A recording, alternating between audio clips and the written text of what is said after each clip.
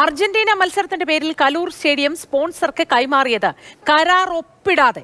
ഈ മാസം 9-ന് മുഖ്യമന്ത്രിയുടെ നേതൃത്വത്തിൽ നടന്ന യോഗത്തിലാണ് കരാറിനെ കുറിച്ച് ധാരണയായത്.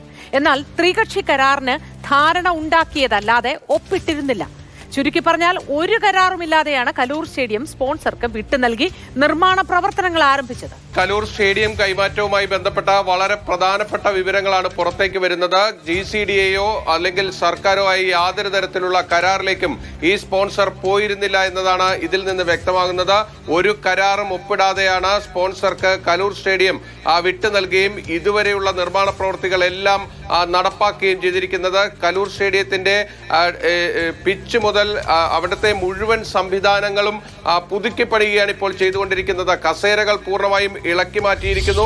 അതോടൊപ്പം തന്നെ ഫ്ലഡ് ലൈറ്റുകൾ പൂർണ്ണമായും ഇളക്കി മാറ്റിയിരിക്കുന്നു. അവിടുത്തെ മുഴുവൻ സംവിധാനങ്ങളും പൊളിച്ചുള്ള ഒരു നിർമ്മാണ പ്രവൃത്തികളാണ് അവിടെ നടന്നുകൊണ്ടിരിക്കുന്നത്.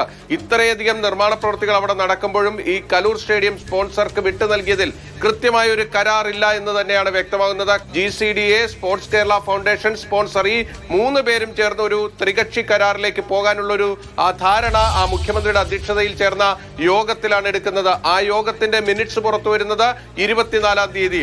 അപ്പോഴേക്കും അർജന്റീന ടീമോ മെസ്സിയോ കേരളത്തിലേക്ക് വരില്ല, നവംബർ മാസത്തിൽ വരില്ല എന്ന കാര്യം ഏതാണ്ട് ഉറപ്പായിരുന്നു. അതിനുശേഷം പിന്നീട് ആ ത്രികക്ഷി കരാറിന്റെ കാര്യത്തിൽ എന്ത് നടപടി ഉണ്ടായി എന്നത് ഇപ്പോഴും വ്യക്തമല്ല. ഇപ്പോഴും ഈ കരാർ എവിടെ എന്നത് അവ്യക്തമായി തുടരുകയാണ്.